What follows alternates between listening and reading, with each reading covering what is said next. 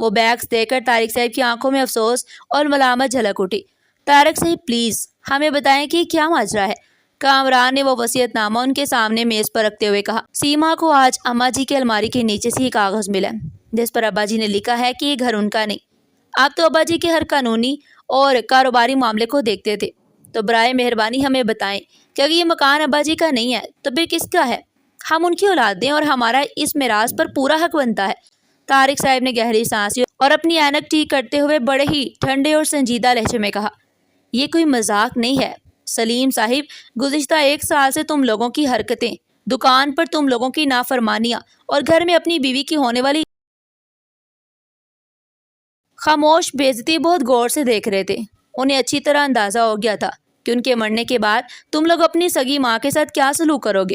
اس لیے یہ کاغذ انہوں نے جان بوجھ کر الماری کے نیچے چھپایا تھا، کیونکہ وہ جانتے تھے کہ تم لوگ ایک نہ ایک دن اپنی ماں کو اس گھر سے نکالنے کے لیے اس کا سامان ضرور پیک کرو گے، اور تب تمہیں یہ کاغذ ملے گا اور تمہارا سارا غرور خاک میں مل جائے گا۔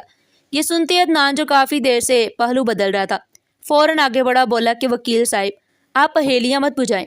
اگر ابا جی نے غصے میں آ کر کوئی دکان یا فیکٹری کا کچھ حصہ کسی خیراتی ادارے کو دے دیا ہے تو ہمیں بتا دیں، لیکن مکان تو ہمارا ہے نا۔ ندا بھی پیچھے سے بول پڑی کہ ہاں وکیل صاحب آپ جلدی بتائیں، ہم نے تو آج اماں جی کو اولڈ ہاؤس بھیجنے کی ساری تیاری کر لی ہے اور دوپہر کو نیا فرنیچر بھی آنے والا ہے، ہم مزید انتظار نہیں کر سکتے۔ طارق صاحب نے ندا کی اس بے شرمانہ بات پر ایک تلخ مسکراہٹ کے ساتھ عدنان اور ندا کی طرف دیکھا اور بولے، عدنان میاں تم غلط سمجھ رہے ہو، سلیم صاحب نے یہ مکان کسی کے نام نہیں کیا اور نہ ہی کسی خیراتی ادارے کو دیا ہے، کیونکہ جو چیز انسان کی اپنی نہ ہو وہ اسے کسی اور کے نام کیسے کر سکتا ہے۔ یہ سنتے پورے کمرے میں جیسے بم پھٹ گیا، ہم سب کے چہروں کا رنگ اڑ گیا۔ کامران نے لرزتی آواز میں کہا، کیا مطلب ہے آپ کا؟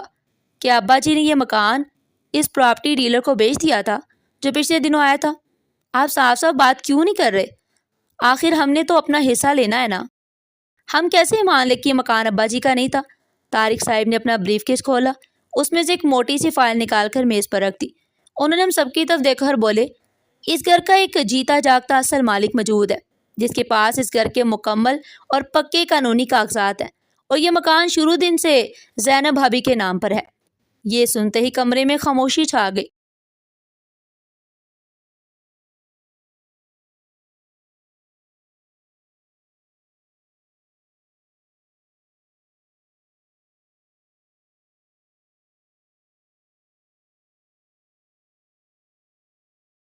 یہ مکان شروع دن سے زینب بھابی کے نام پر ہے۔ یہ سنتے ہی کمرے میں خاموشی چھا گئی، صرف ہمارے دلوں کی دھڑکنیں اور سانسوں کی آوازیں سنائی دے رہی تھی۔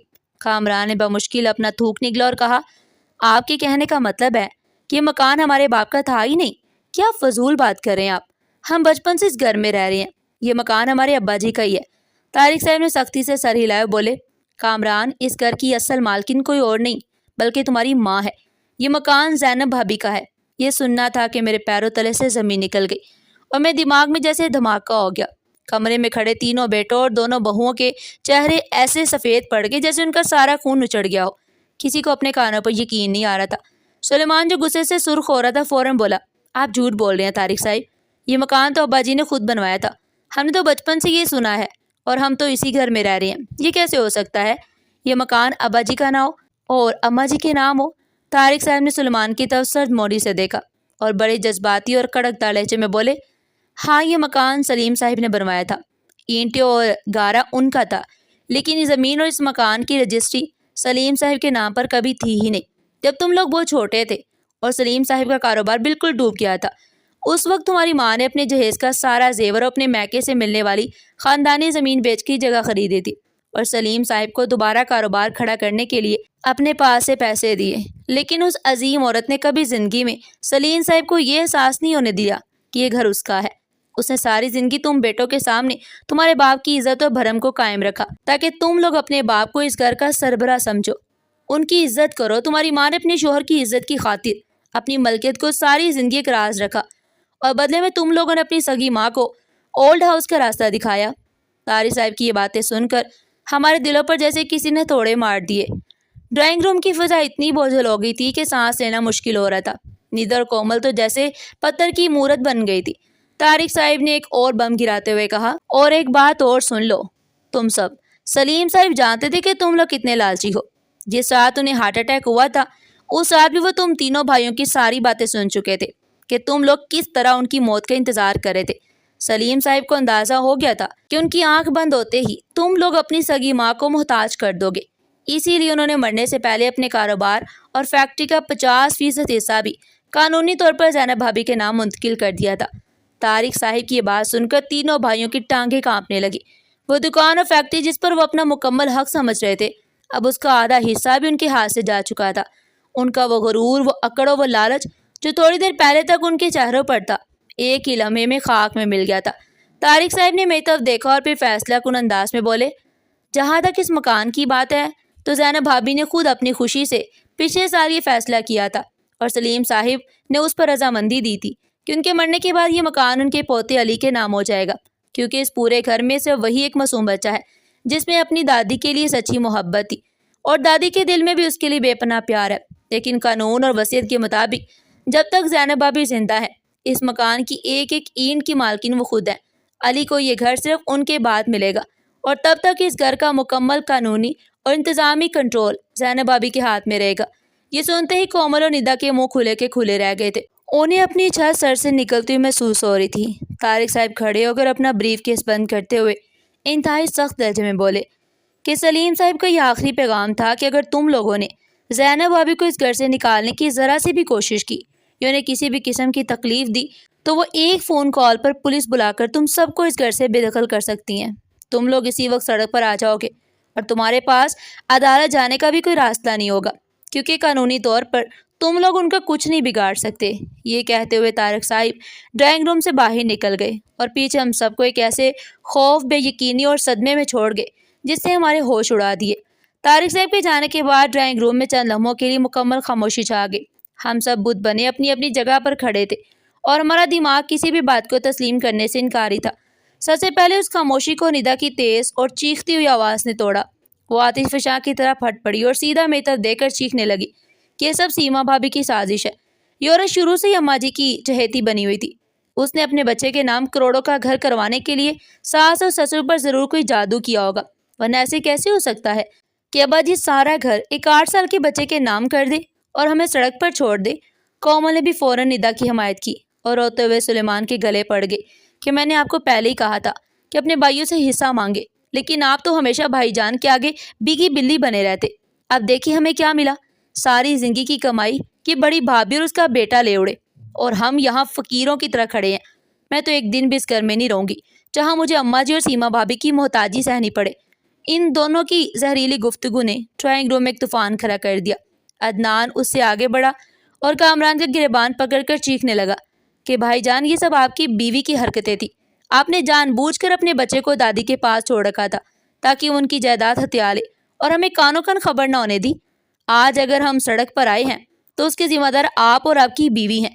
کامران نے بھی عدنان کا ہاتھ جھٹک دیا اور غصے سے بولا، بکواس بند کرو عدنان، مجھے خود اس بات کا آج پتہ چلا ہے، اور اگر اماں جی نے علی کے نام کیا ہے تو اس میں میرا کیا قصور ہے؟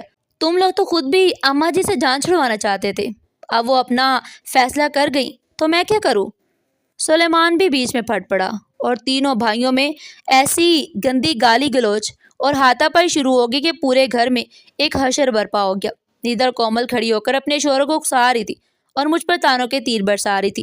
وہ دونوں دیورانیاں جو تھوڑی دیر پہلے بیوٹی پارلر کے خواب دیکھ رہی تھی اب اپنے بال نوچ رہی تھی۔ لالچ اور ہوس نے آج اس گھر کے تمام رشتوں کو تار تار کر دیا تھا، اور وہ تینوں بھائی جو اماں جی کی بے قدری کر رہے تھے آج ایک دوسرے کے جانی دشمن بن چکے تھے۔ اس ہنگامے اور طوفان کے دوران میں بالکل ساکت کھڑی تھی۔ میرے کانوں میں ندا اور کومل کے تانے پڑ رہے تھے، لیکن میرا دماغ سن ہو چکا تھا۔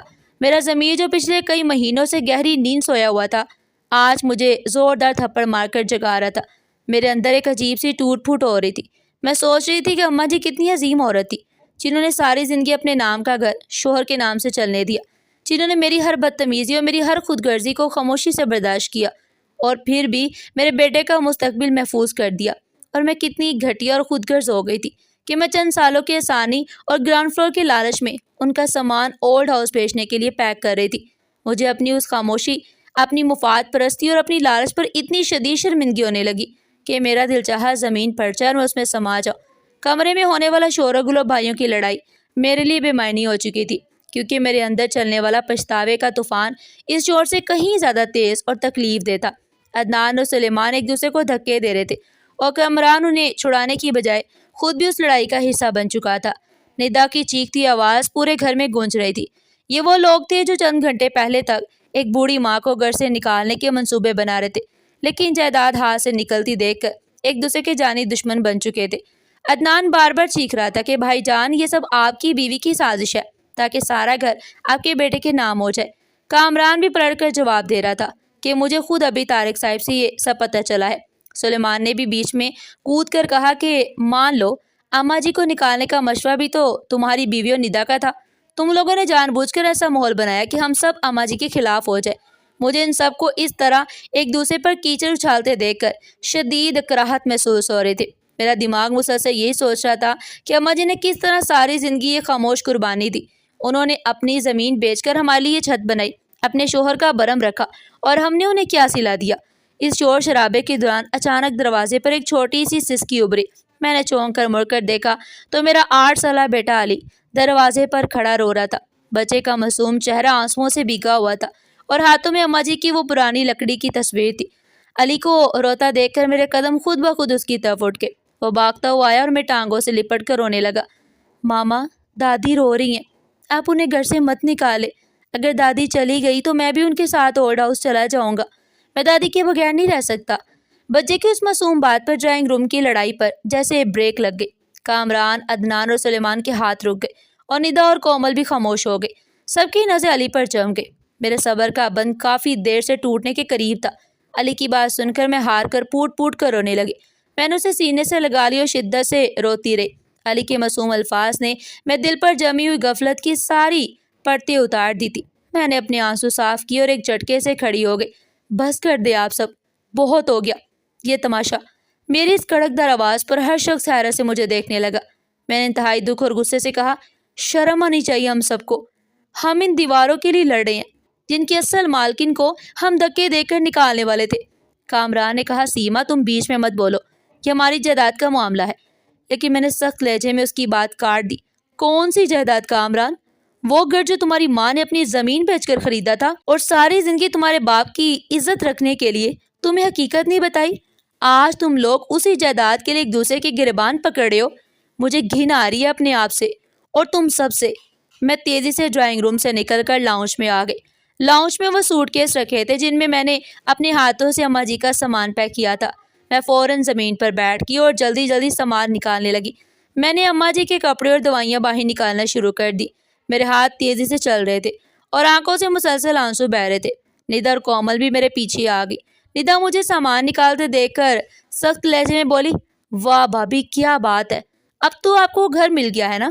آپ کا بیٹا کروڑوں کی جائیداد کا وارث بن گیا، تو اب آپ ساس کی چمچی بنے گی تاکہ انہیں اپنی مٹھی میں رکھ سکے۔ کومل نے بھی طنز کیا، بھابھی آپ تو بڑی ہوشیار نکلی، ہمیں بیوٹی پارلر کے خواب دکھا کر خود سارا فائدہ لے گئی اور اب بڑی نیک بن رہی ہیں تاکہ اماں جی کو دکھا سکے کہ آپ کتنی اچھی ہیں۔ ان دونوں کی باتوں پر میرے اندر لاوا پکنے لگا۔ میں کھڑی ہوئی اور دونوں دیورانیوں کی آنکھوں میں آنکھیں ڈال کر سخت لہجے میں کہا، اپنی زہریلی زبان بند رکھو۔ یہ گھر میرے بیٹے کو نہیں ملا بلکہ میری عظیم ساس کو ملا ہے، اور کان کھول کر سن لو، جس نے بھی یہاں رہنا ہے وہ اماں جی کی عزت کر کے رہے گا۔ کوئی بیوٹی پارلر نہیں بنے گا اور کوئی اولڈ ہاؤس نہیں جائے گا۔ اگر تکلیف ہے تو دروازہ کھلا ہے، تم لوگ اپنا سامان پیک کرو اور جا سکتی ہو۔ میرے اس بے خوف آواز پر ندا اور کومل کے چہرے اتر گئے۔ اسی وقت کامران، عدنان اور سلیمان بھی لاؤنج میں آ چکے تھے۔ کامران نے میری بات سنی، اس کے اندر کا سویا ہوا بیٹا جاگ اٹھا۔ وہ میرے ساتھ کھڑا ہو کر بولا، سیما بالکل ٹھیک کہہ رہی ہے، ہم لالچ میں اندھے ہو گئے تھے۔ اماں جی کہیں نہیں جائیں گی، اور اگر کسی کو اعتراض ہے تو وہ جا سکتا ہے۔ میں گھر کا بڑا بیٹا ہوں اور آج کے بعد اپنی ماں کے خلاف ایک لفظ بھی برداشت نہیں کروں گا۔ کامران کے اس سخت رویے نے عدنان اور سلیمان کو بھی شرمندہ کر دیا۔ عدنان نے سر جھکا لیا اور بھاری لہجے میں بولا، بھائی جان، ہم سے بہت بڑی غلطی ہو گئی۔ جائیداد کی نشے میں ہم بھول گئے کہ اماں جی کتنی عظیم عورت ہے۔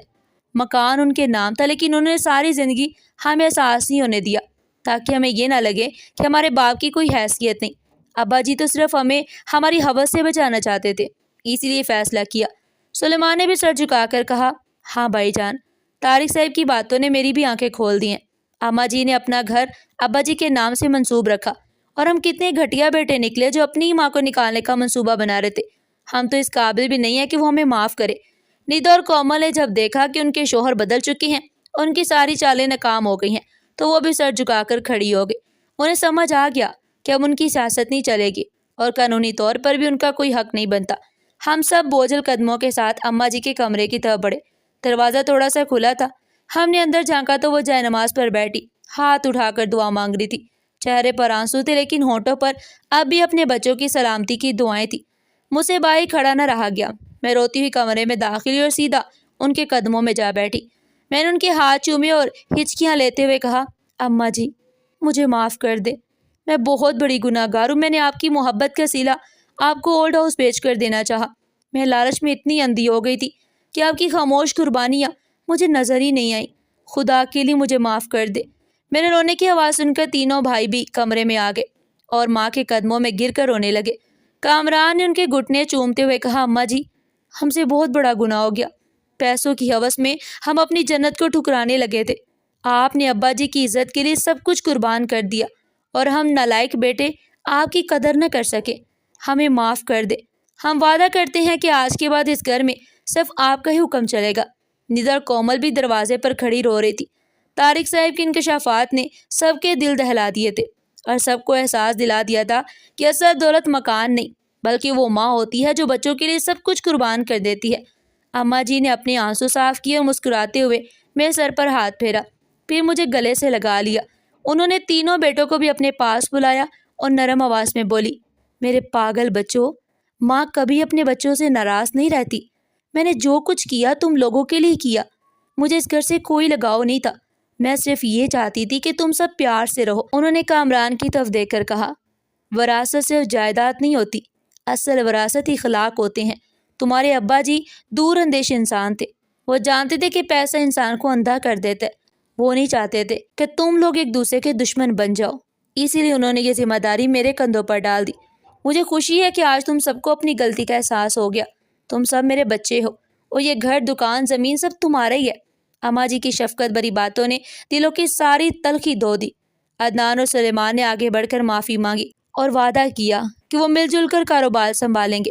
ندا اور کومل نے بھی اماں جی کے ہاتھ جوڑ کر اپنی سازشوں کی معافی مانگی۔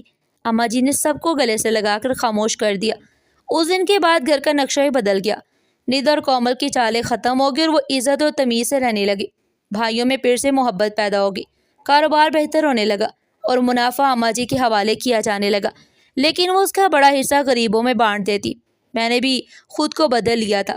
اب میں ساس نہیں بلکہ ماں سمجھ کر ان کا خیال رکھتی تھی۔ علی تو پہلے ہی اپنی دادی کا دیوانہ تھا۔ اس گھر کی دیواریں جو کبھی لالچ کی گواہ تھی، اب محبت اور احترام سے جگمگا رہی تھی۔ ہمیں زندگی کا سب سے بڑا سبق مل چکا تھا کہ دنیا کی کوئی بھی جائیداد ماں باپ کی دعا اور بزرگوں کی عزت سے زیادہ قیمتی نہیں ہوتی، کیونکہ وہ اپنا سب کچھ لٹا کر بھی ہماری خوشیوں کی دعا کرتے رہتے ہیں۔ ناظرین، آپ کو ہماری آج کی کہانی کیسی لگی؟ کمنٹ سیکشن میں اپنی قیمتی رائے کا اظہار ضرور کیجیے گا، اور اس طرح کی مزید سبق آموز اور دلچسپ کہانیاں سننے کے لیے چینل کو سبسکرائب کریں، ویڈیو کو لائک کریں اور زیادہ سے زیادہ شیئر کریں۔ پھر ملتے ہیں ایسی ہی زبردست اور سبق آموز کہانی کے ساتھ۔ تب تک کے لیے اپنا بہت سارا خیال رکھیے گا۔ شکریہ۔ اللہ حافظ۔